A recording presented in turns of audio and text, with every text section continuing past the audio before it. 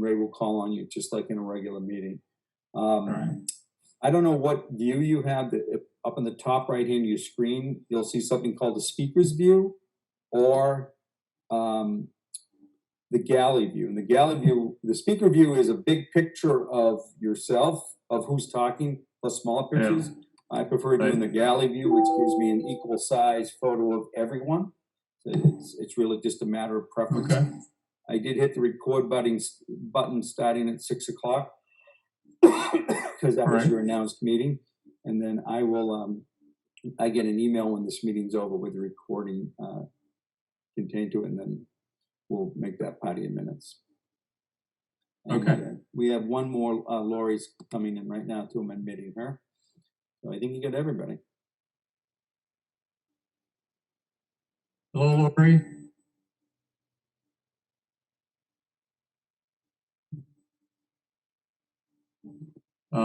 So we're going to start now. And this is the May 13th, 2020 remote meeting of the North Bennington Credit School Prudential Committee.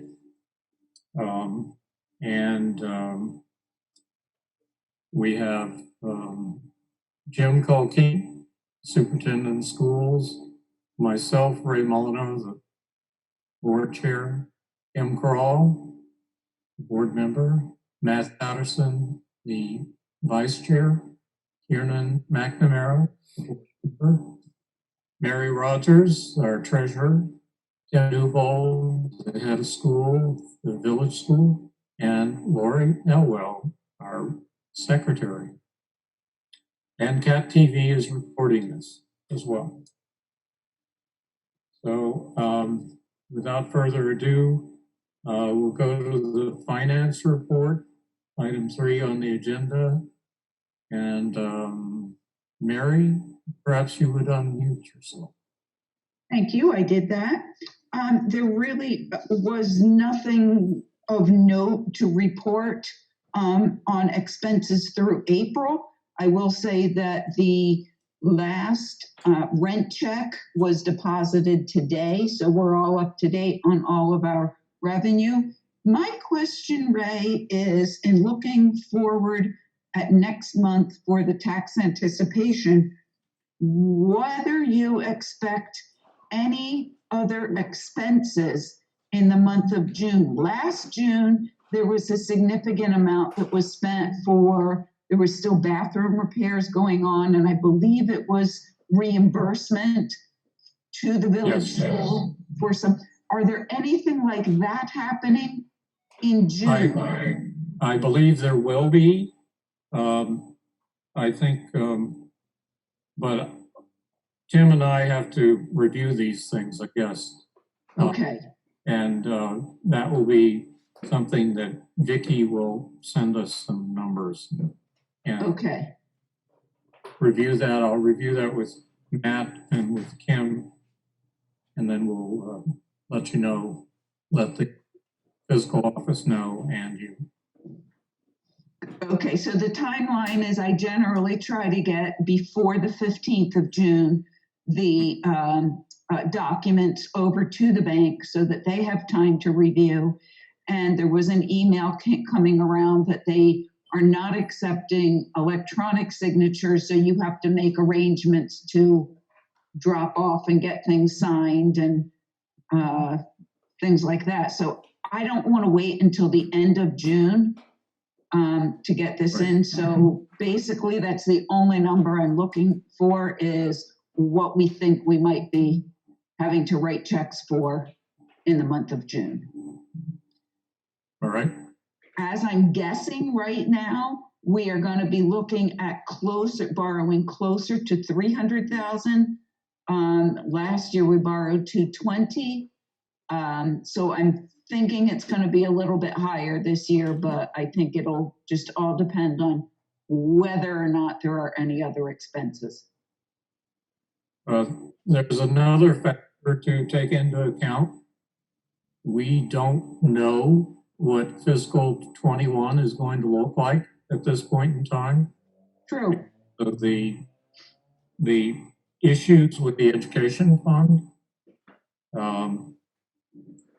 And exactly how much, they're short like 153 million in their estimates, and those may be a little bit,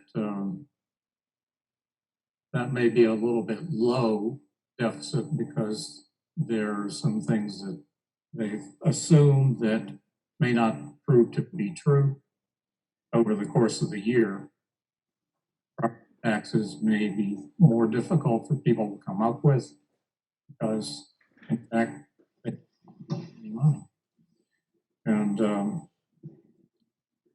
that remains to be seen. And moreover, the issues, which maybe we'll just talk about this a little bit later on, with whether there's further coronavirus relief coming to state governments and local governments.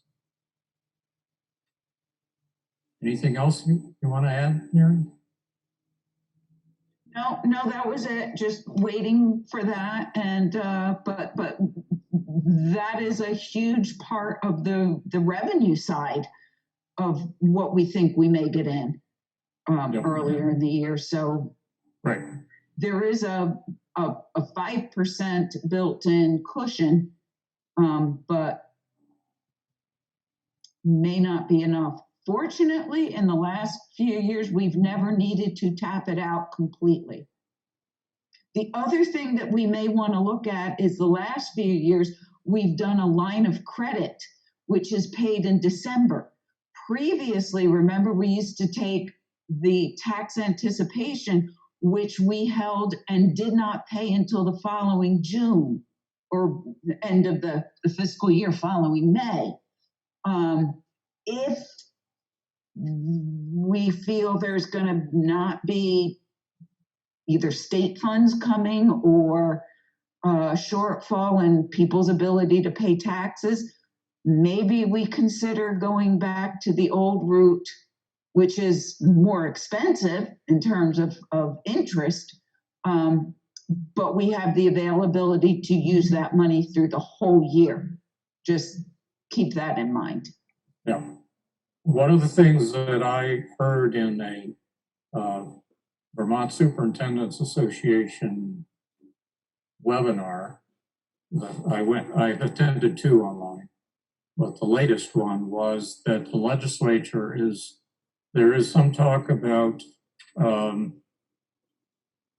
to facilitate borrowing by districts. Now, this has occurred in the context of districts that haven't passed their budgets, that they would, the state would provide a way for districts to borrow interest-free, and mostly to cover what they expect they're going to be. There's going to be a shortfall in what the state pays out, and districts have their budgets, or will have once these 19 are done.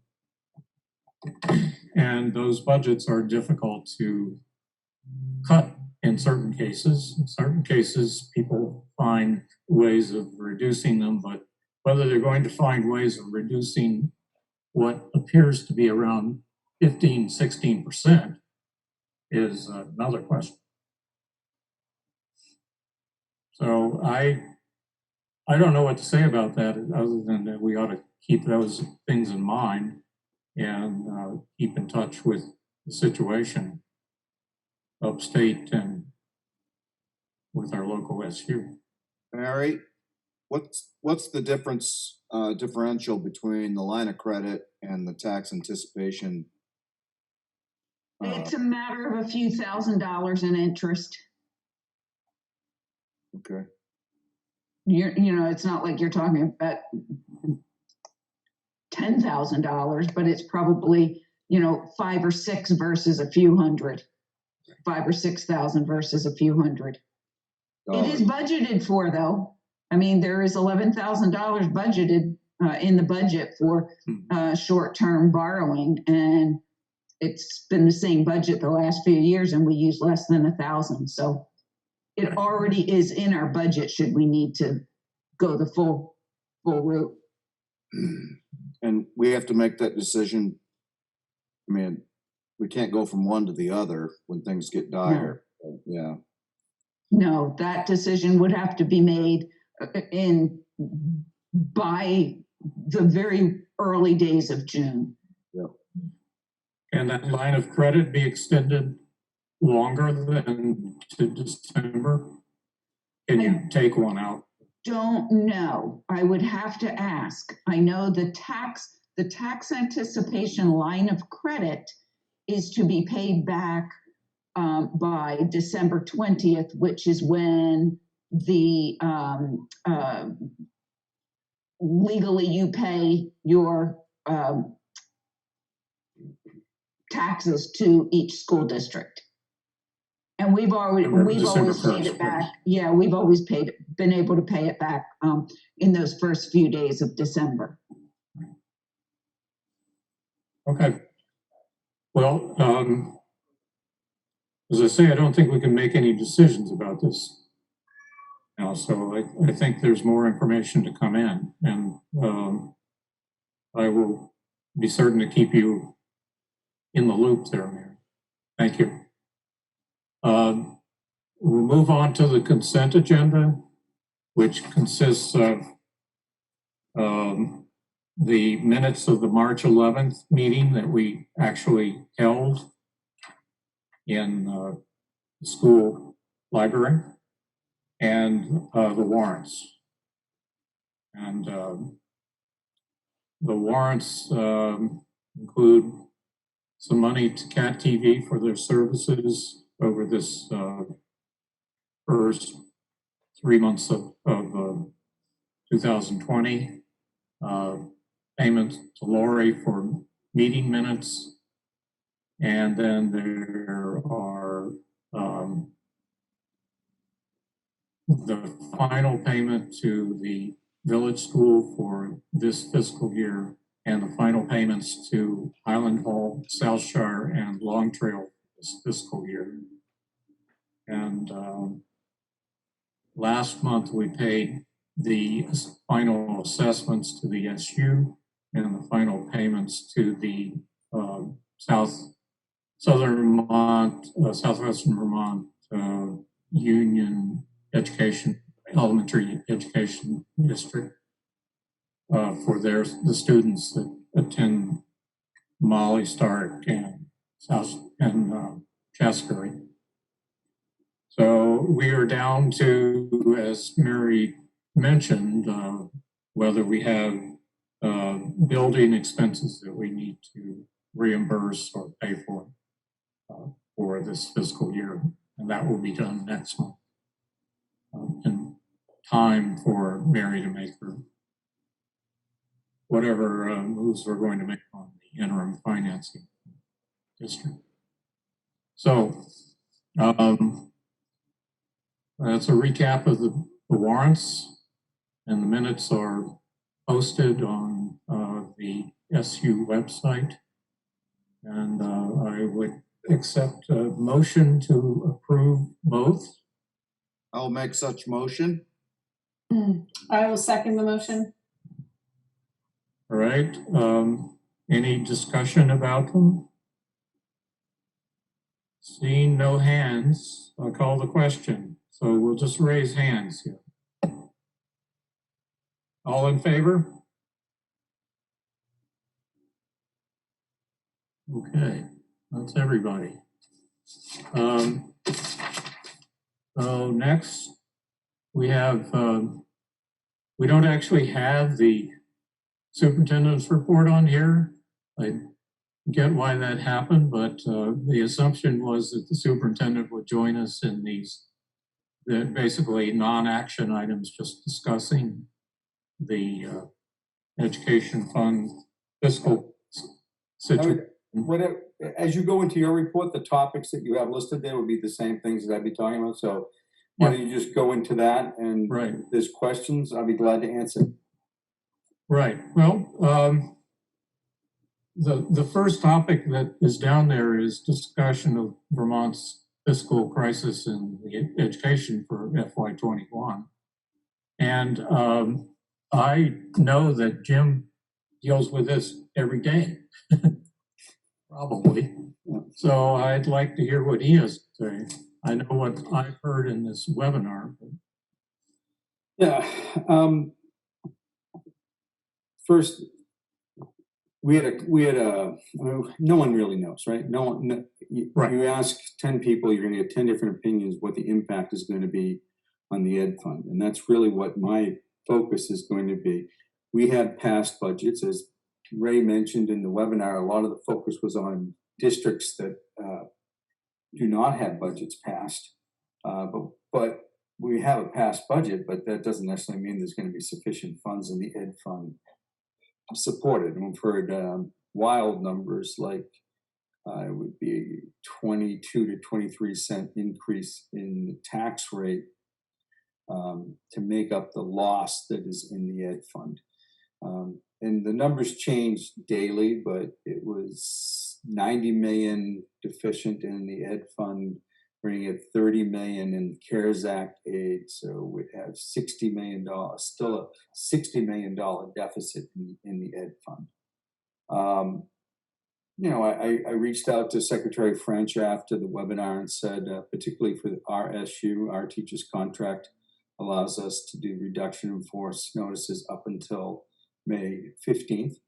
And I met with the union and asked if they could extend that a month so that we don't have to send off RIF notices unnecessarily until hopefully we'd have a better picture by June 15th of what budget, you know, we may have.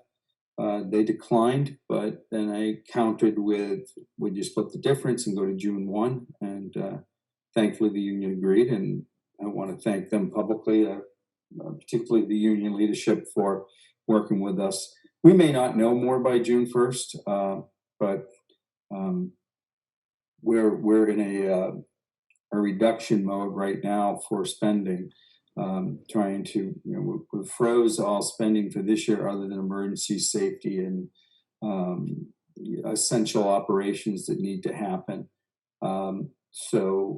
But you know, we were instructed to continue to pay teachers and paraeducators. And since, you know, the rule of thumb we go is 80% of our budget is personnel. We're still spending. We're still paying our bus contract because we're still paying the Abbey Group, and you know, so because they're both still functioning. So we're not, but you know, we do have some savings that then hopefully at the end of this year will roll over, which will help us for what we think will be the next big fiscal cliff, which will be, so it's not just this July I'm worried about, it's a year from July. So anything that we can roll over to offset tax increases for FY22 would certainly be helpful. And then anything that maybe, we're also looking possibly like what, is there anything that we could possibly pre-buy this year and then not have to spend in next year's budget? We have approximately 20 open positions currently right now. I am not allowing principals to fill them at this time. Some of them probably will have to be filled, like a school nurse, but until we really have a picture, I can't see bringing on people when I may be forced to RIF people. And we're also looking at how many paraeducators that we have and how many do we really need. We always have a lot of changeover in that, and are we replacing any of those positions? So trying to do it through attrition rather than take anyone's job away. But you know, Ray mentioned some numbers that, you know, we have heard, you know, everything from the advice I first got from our attorney is that I should plan to receive only 80 to 89% of what we thought we were going to get from the ed fund. And then on one of the webinars was that the state is going to slash all their budgets by 17%, but we shouldn't make the assumption. At first we were thinking that, were they talking about the ed fund too, but apparently not on further investigation. So, because 17% of our ed fund would be the Mount Anthony would be losing $4 million, and the Union Elementary School District would be like $3 million. And just to give you an idea of where we are that, like not filling the open positions saves us less than $1 million. So we're not even, a quarter of the way where we would need to do if it was the numbers were that devastating. Secretary French said to me that he hasn't seen where the adjustments are going to be made in the ed fund at this time, because everything's still up in the air with some of the things that Ray mentioned. Like, is there going to be short-term borrowing by the state or long-term borrowing from the state to ease out the bump, or will that be allowed for local school districts to do the same thing? I do have a couple of members of the elementary school board that are very interested in trying to do that, something like that, but I don't know what impact that will be on the taxpayers either. So we're looking at reductions, as I said, through attrition, through expect no capital projects moving forward. Like there was some roof replacement projects. The roof isn't leaking, it's just the scheduled replacement. It may come back to haunt us in a year or two, but we're not going to move forward with that, and really no expansion of anything. Looking at collapsing some grade levels at schools that have an open position, like might result in a slightly larger class size, but still acceptable. That flies in the face of something as we get to how school's going to open guidance. At the same time that I might have to put social distancing in place in classrooms, I may have more students in those classrooms. So that is a concern. But I'm thankful that I have more time, or we would have been, the deadline was this Friday, I would have been calling special board meetings and to protect the school district's bottom line. We anticipated that we were going to send out RIF notices and maybe even have to go further than we thought, because we don't know, with bumping rights and seniority, we may say, well, we're going to cut, this social studies teacher, and then turns out they have an English certification and they can bump the least certain English teacher, and on it goes. So I hope that by June 1st we'll have a little better picture, or whether borrowing is an option, and see what the will of the boards are, what they want to do. I mean, the riffing is, and at some point, well, Jim, you can send a RIF notice and then you can take it back. Well, yes, I can, but what harm do I do? And I certainly could lose that staff member, because the prudent thing for them to do would then immediately be looking for another job and say, like, well, you gave me a RIF notice and this person's giving me a job offer, so I'm not coming back to you. And I go, like, well, wait a minute, the cuts weren't that as bad as we thought, so we want you to come back now. And now I'm hiring people again. So plus, the emotional toll it takes on people. As someone as a long-time educator, my first 5 years in education, I received a RIF notice every year. And so I know what, that can do to your psyche, and I'm going to do all I can to avoid doing that. But I want to say that I did reach out to our representatives and senators, and they've been very responsive in getting back to me on, what they think may happen. I think everyone's hoping for a second stimulus package from the federal government. How quickly we will see that, because the CARES Act, is that the numbers I just told you, isn't going to go far enough to recover. And whatever we get from the CARES Act, I anticipate we will lose that same amount out of the ed fund. That would be my guess. So, and it's all going to be, we'll get a sizable chunk of CARES Act money because it's tied to what your Title I appropriations are. So, our supervisory union, because of the economic reality of this region, is one of the largest, if not the largest, receiver of title funds in the state of Vermont. So, and that's where the CARES Act distribution will be coming from. So, we're that's where the money from the 28 million that's yes, from the earlier acts comes into play. Yes. And are you able to use some of that title money to hire people that might be riffed? Because Riffing sort of says, you know, they're not doing essential things, that you can find another way to do that, but, and the title money is supposed to be supplemental. Yeah, so riffing is not by, it's not gonna buy by title source. And as far as the Okay. contract goes, it doesn't matter where your funding source comes from your job. It's really by what your certification is and what your seniority is. So you may be a title teacher with, you wouldn't necessarily get bumped by another, like I said, it's certification and seniority, not funding source. Okay. My understanding. So that cuts across the source of fund. Yeah. Yeah. And I mean, it's not just teachers. I mean, we're looking at, you know, administrative positions, central office positions. Everything is on the table for, can we do it a little bit more efficiently? Okay. Well, what I heard, the last webinar I attended basically was $153 million deficit if you include reestablishing the what's called the stabilization reserve. And that means given you have in budgets that were passed, you have $1.8 billion and you add 153 to that, and that's your total. That increase of money over what you actually need to pay out for those budgets is about just under 16%. And that doesn't quite, I don't quite know how they get to 22 cents increase on the tax rate, given that's 22 cents, 22%. Yeah. Not 16%. So I'm unclear about how all these numbers work. I don't really trust any of the figures. I mean, everyone's throwing out numbers, and Right. And a lot of it is panic.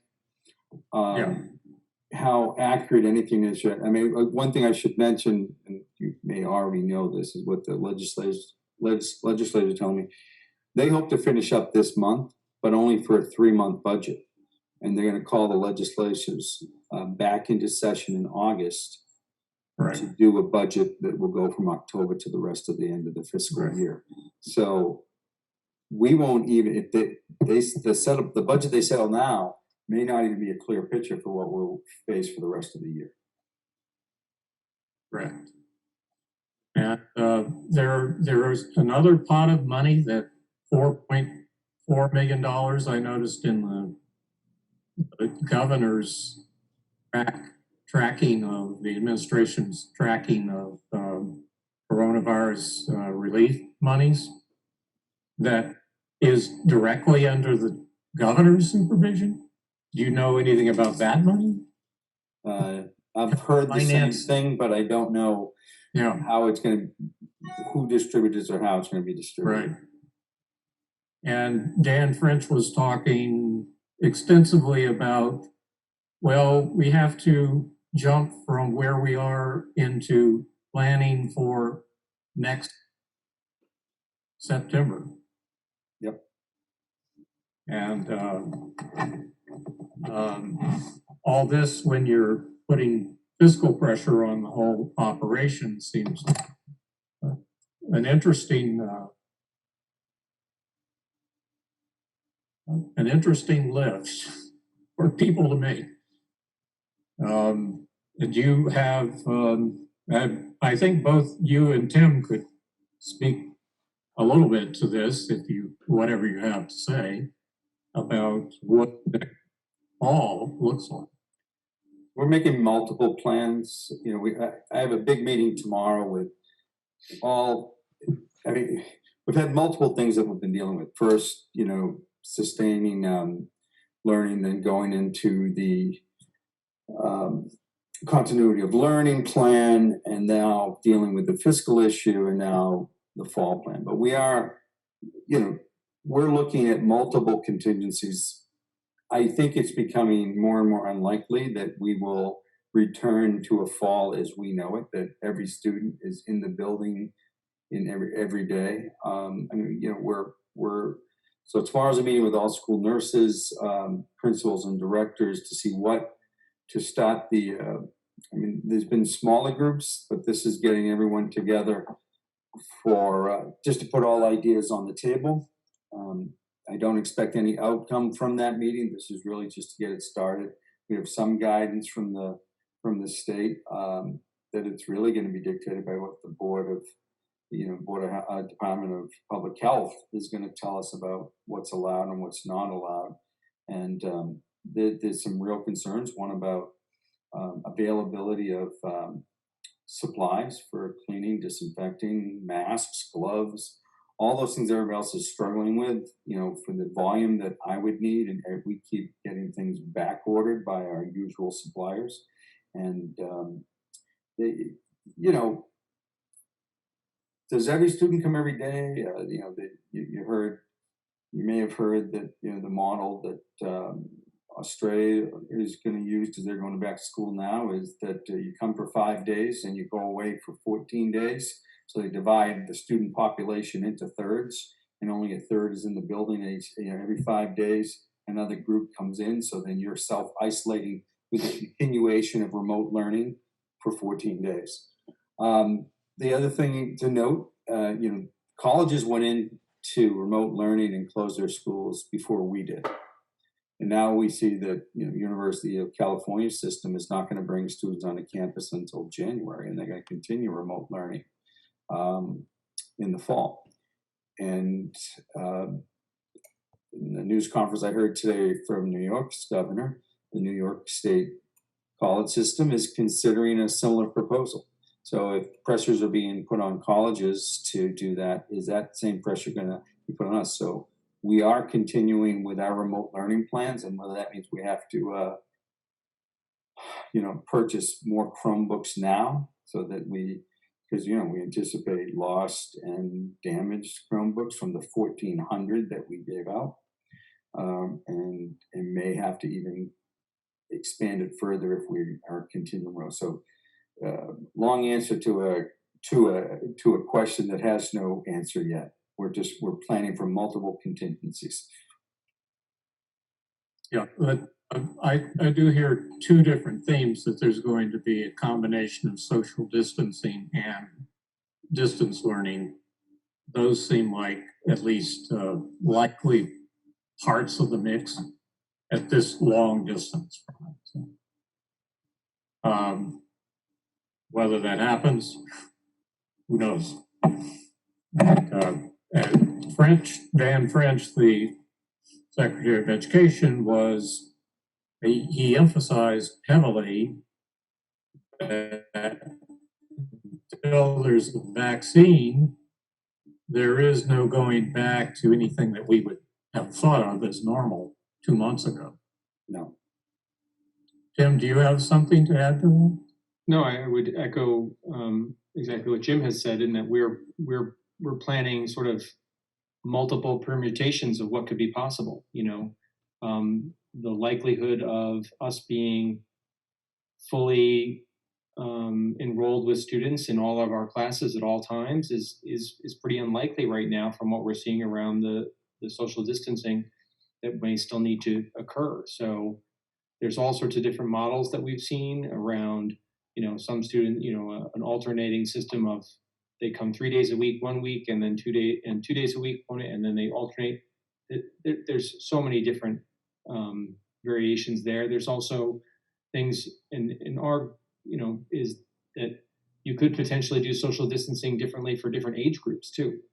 You know, the younger kids really can't help but touch each other, but you could potentially have older kids wearing masks, sitting in classrooms, and not actually, you know, interacting with each other the same way. But, you know, we're going to be limiting where they're going to be. They're probably going to be stuck in their classrooms most of the day. There's not going to be much movement in the buildings. They're not going to go down to the music room. They're probably not going to be using the cafeteria. They're probably, you know, these are all things that we have to figure out how we would make that work. And then, of course, you know, limiting we're a school that uses a ton of volunteers come into our school on a regular basis. We're going to probably have to not do any of that for quite a while. So there's a lot of different things that we're thinking about and what it's going to look like. But I think we have to plan for some sort of combination of distance learning and in-person education next year. And then the other piece is if you have cases within the school, how is the whole, this is all going to be determined by the Department of Health. Is the whole school going to have to dismiss for 14 days? Or just the class or the people that may have been exposed? Those kinds of things. So it's going to be hit or miss in that respect. So I think we just have to try and plan for as many contingencies as possible and be prepared for that. The biggest thing we want to make sure is, and the tough thing is that, we did this at the end, or, 2/3 of the way of the school year in. So all of our teachers had really good relationships with the kids. Starting a school year with a new group of kids, when it may be a distance learning model, that's a completely new thing to try and figure out. How do they start building relationships? Because that's in my mind, it's by far one of the most important things that can happen is the relationship building. And how do you do that in this format with kids? I don't think it works very well. So it'll be interesting to see. There's a lot of questions for us to tackle. And I think that the lower the level, pre-K, kindergarten, these problems get magnified, don't they? Mm-hmm. I can't imagine. High school is even more unique because the problem with the high school is students move, they're not in a classroom and stay mobile. It's not just I have to worry about, I'm shutting down. You can go to lunch, but you got to bring it back and eat it in your room, or I have students that they're moving all day long. So I think the structure of the high school is the one that could really be impacted. I'm not,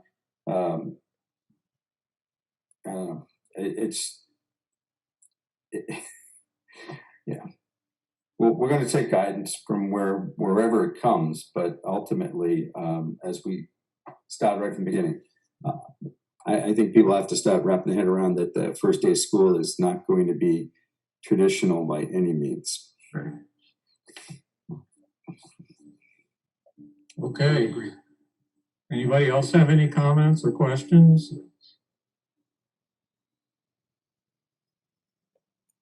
Lori, you have anything to say, given where you are in this system?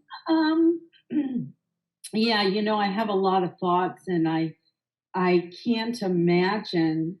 I can't imagine starting in September with a group of children that I've never even met.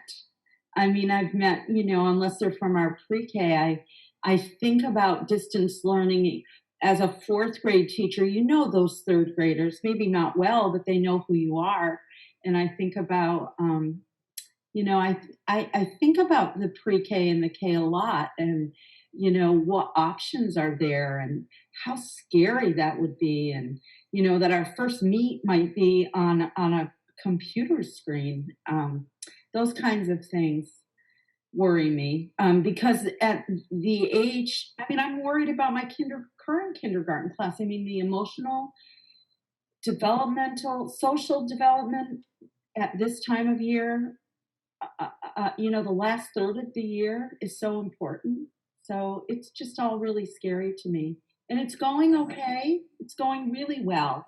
But yeah, that's what I have to say. You don't want me to keep talking. Kieran, did you have something to say? I was just going to ask Jim if, you mentioned that Australia is going to be going to the 5 days in school, 14 days out kind of model. If that seems to be feasible and working for them in that aspect, is that something that, may be a potential? Mainly because, we talk about the younger kids. I have 6th, 5th, and kindergarten right now. So, yep, that's one of the problems I've heard with that system is it may not work for families because any families that have multiple children, like, and you got one kid home this day, one home the other day, but the one that is now in school is the one that's your child care provider, because that's the difference. The other difference is remote learning might be working for some people right now because the parents are home with them. But as the economy gears up and people return to work and there's less people to watch the children, then that's another concern of who will be watching them if we're still in a remote learning mode. So it's just another way of saying, like, just because Australia is doing it doesn't mean we're doing it, but we're certainly looking at what, and what we've been instructed to do by Dan French is start exploring what options may work. And we're repeatedly told more guidance is coming, which we're waiting for what that will look like.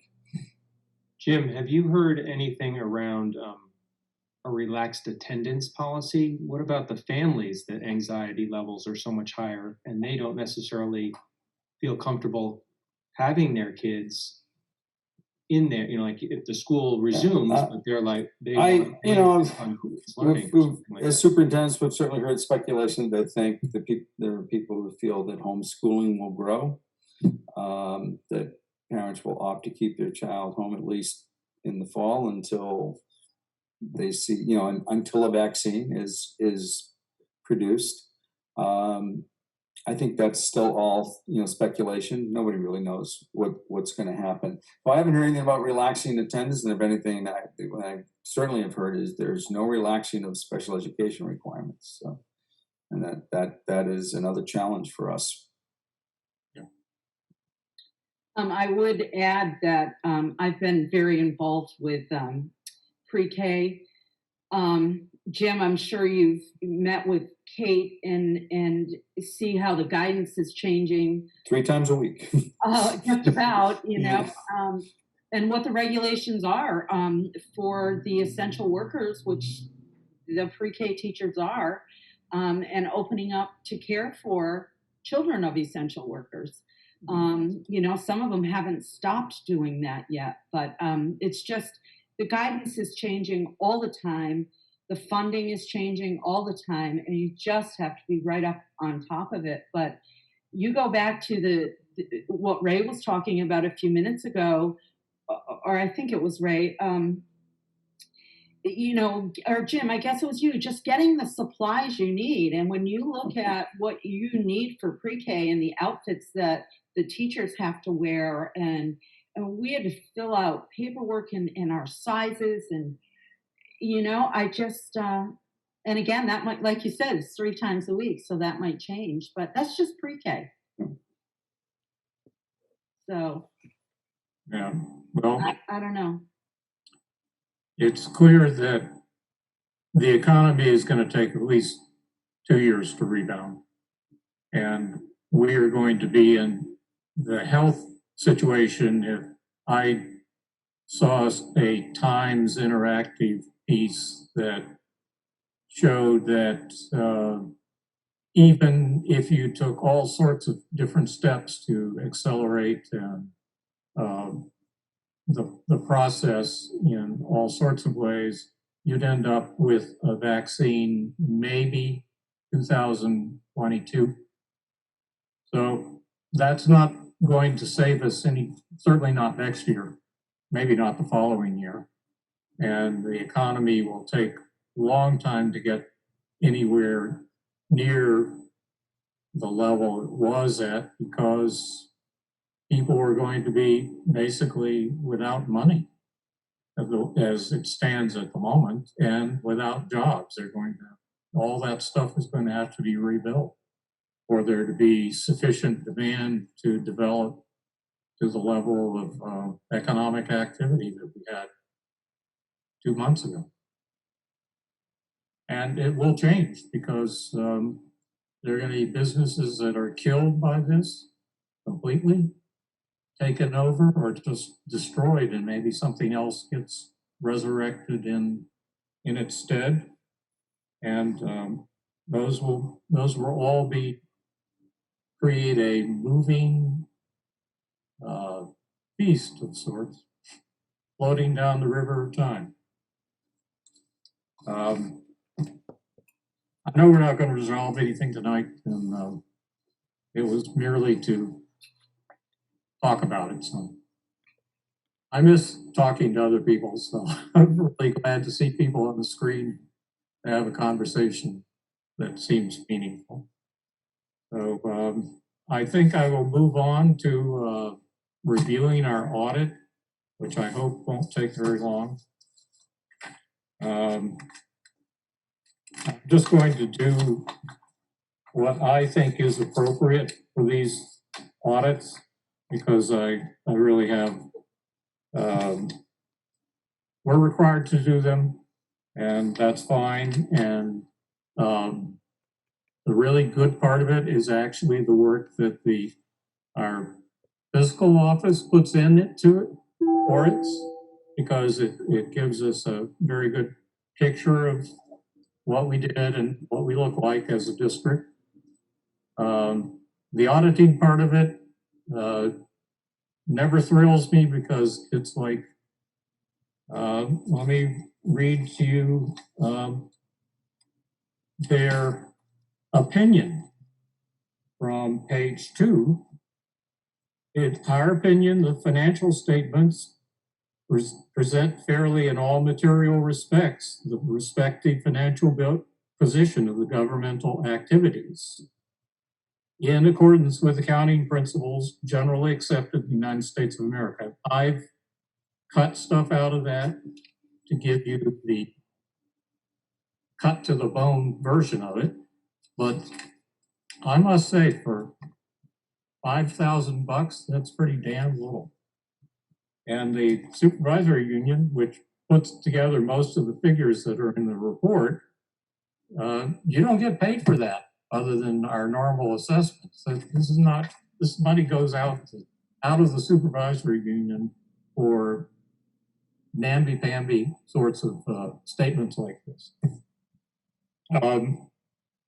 They make a big deal of the fact that they look into internal controls and compliance with regulations, budgets, etc., but they thoroughly disabuse you that they have any liability for any statements with respect to those internal controls, although they do mention at the end of this report that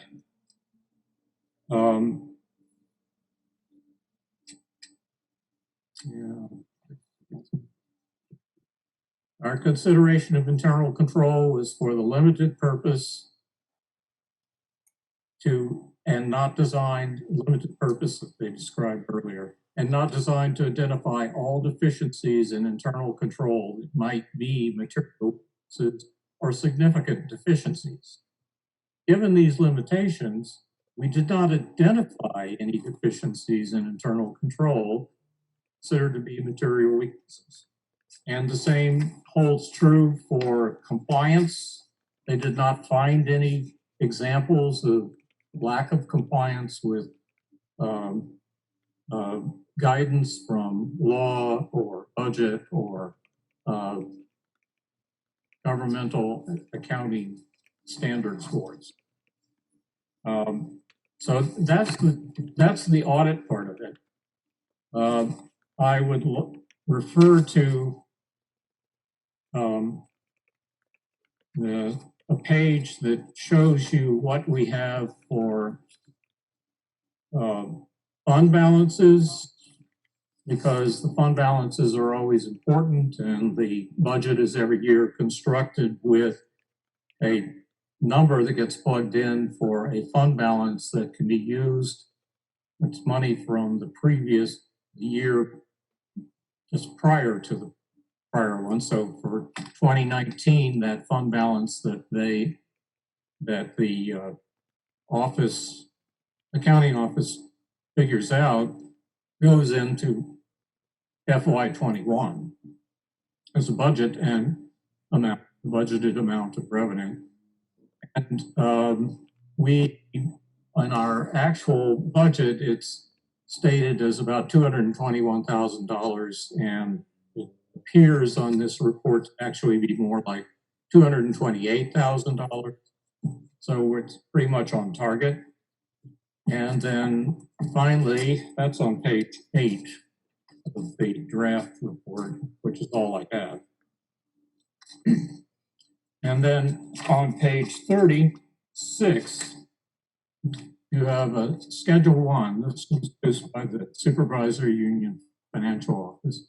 That is a comparison of our budget and our actual expenditures for the year ending June 30th, 2019. And they show that a positive variance in our resources of an increase of 34,000, although our actual use of money from the state went down by 53,000. And that's primarily due to the efforts of our treasurer, who has, by her relationships with the community that she serves, she has generated that additional money that's gone in and helped the financial position of the district. And I'm just saying that because she deserves a lot of appreciation for that. And then on the cost side, the expenditure side, we show, where is it? We have a variation of a positive variance of $194,000 that we didn't spend, which is what accounts for that $228,000 of undesignated surplus that can be applied to FY21. So it's a really good report in terms of the way we look. Unfortunately, FY21 is going to tear that in shreds. So, we'll look forward to finding out some answers. And then the last thing I had on my agenda was just a quick review of the public bidding process, which is something we will have to conduct for the roof and the cornice work that needs to be done for lead abatement. And I'll just review this. I think we can talk briefly about whether any of this is going to happen this year or we're going to have to wait till next year because of this, all the other things that have been dealt with. When the cost exceeds $15,000, but it's below $500,000, there's one process in which we publicly advertise and invite 3 or more bids, or invite 3 or more bids from persons known to be capable of providing the service or the construction. And then we award a contract to, doesn't necessarily have to be the lowest bidder. It can be because we feel that one bid is uniquely more qualified, that we may award it to that bidder. And finally, that's pretty much it. It's a pretty shallow set of circumstances that we have to meet. I think we would be doing this with the assistance of Renee in the operations and finance department. And I suspect she doesn't have any time to do it for us now. But is Jim here? Busy. Yeah, I'm here. Too a little busy. Okay. You don't have time to respond right now. Okay. All right, so that's all I have for this meeting. And Ray, I would yes. like to chime in on that. Okay, Matt. Is there any way that that the money that is currently escrowed for the roof project can be redirected, should it need be? Yes, because that money is under the control of the board. It's in our budgets, it's approved in the budget by the community, but it remains under the discretion of the board. There is I believe, according to the audit, there was $120-some thousand in that account. And we haven't yet transferred what remains of this year's allocation to that account to it, because we're awaiting their expenses we have to deal with. Yeah, so my concern is that, we know the roof needs to be done, but we also know that It's not urgent, yes. short of that one leak that may not be related to the whole roof. It was determined not to be the roof. Right. We, instead of trying to push this noodle through the pipe, maybe we definitely hold off a year, and if it becomes necessary to use that money for tax abatement or increase abatement or whatever, that we consider that. I don't want that to be the case. In the long term, that's not a great idea, but given the circumstances, I think we need to sit on that money, and certainly continue the process. Obviously, it's taken longer than any of us would hope. So, when it's appropriate, go through with the bids, look forward to a 2021 approach to that. But, understand that if things go more south than we, can even imagine, that it's there to help the taxpayers out. I think that's kind of the approach we should take. Yeah, I did. Sorry, if I may, I would add one point about the cornice work. It may have to be done.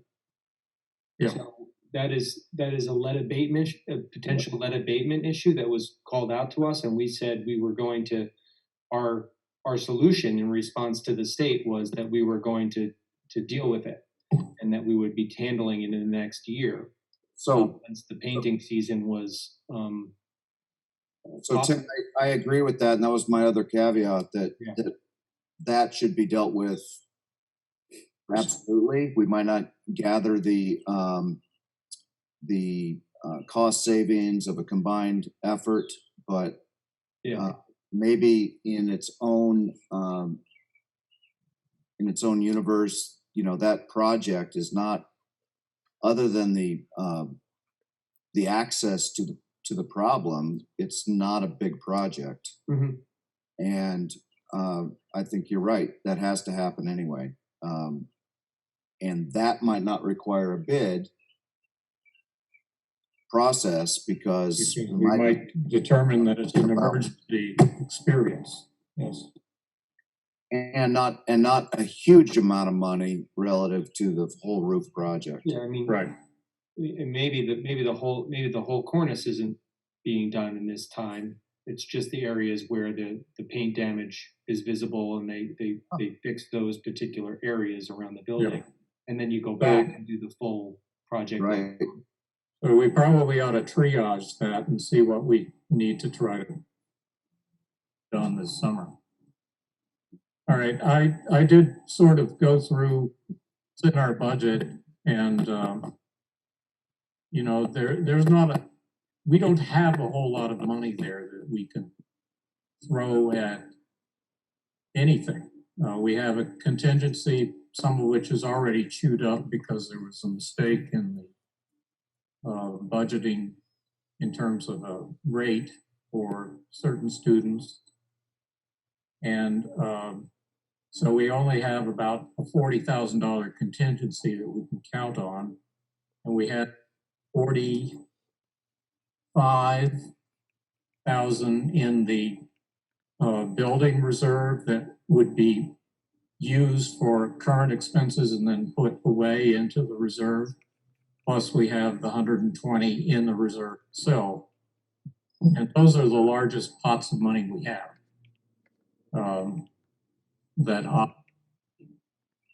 And we have obligations to, we have an increase in number of students this coming year unless this whole change that likely is coming in terms of how we educate diminishes those numbers. So I guess it's really a wait and see, stay tuned situation here about what's going to happen. And we'll have to keep our ears to the ground. And Jim, do you think there's any influencing our legislation that should happen? Can we? I think they've been, as I mentioned, they've been very responsive. So if you have a relationship with them, I want to reach out to them. I'm sure that they'd respect hearing your guidance and questions. Mine to them is really centering about stabilizing the ed fund, whatever it is, and let us know, so that we can deal with it. Is it do they have a plan to backfill it, or are they just hoping that there's going to be more federal funds coming? Well, in that webinar, the fellow from Welch's office talked a good bit about various pots of money, and that Peter was interested in pushing for more money for states and less ridiculous controls on it. That they it has to be an expense related to dealing with COVID situation instead of, the whole economy is destroyed and tax revenues are dropped way below any COVID expenses cost, that sort of thing. But whether the U.S. Congress is going to be responsive to this, given the person who is in charge of the Senate, is another question. Yeah. All right. I don't want to talk politics, but the House has a bill, had made a proposal, but the Senate basically has said that's dead on arrival. And, without the Senate support, the president's probably not going to sign it. Hopefully they will come to a compromise. They did last time. Hopefully they'll all hear the urgency and still put something together. It's not going to be what the House passed, but. No, I think that's a problem that has to be worked on, and I guess we should be contacting our congressional delegate. Ryan Campion just drove by. I should have flagged him down. Ask him some questions. All right, so I have nothing else to say. Does anyone else want to say something before we depart? I just have one question. In all I've been on so many webinars and things like that over the last number of weeks and months. But a lot of the experts are saying that this is going to be much deeper than the Great Recession of 2008. So I'd be curious, what was the ripple effect in this area in 2008 as far as the school budgets and things like that? The years after, how many years after did it impact? If you look at the data around the country, it was 3 or 4 years in a lot of places. Yes. Before we had a full recovery, and people are thinking this may be even deeper than that. So I'm curious what the ripple effect back in 2008 might have been here in this area. Well, that's the era of ARRA money? Jim, you remember that? Yeah, yes. Back from that, yeah. There was a similar response by the SU and other districts at that time in terms of sending RIF notices and RIF actuality. And then there were stimulus monies in the ARRA that started being delivered to help shore up maintain continuity of education and special education services. It took 3 or 4 years to work.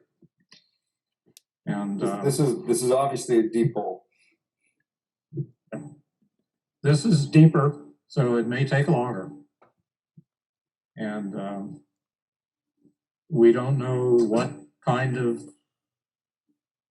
what's going to come, you know. I just think of that Yeats poem about what rough beast slouching toward Bethlehem comes. We don't know.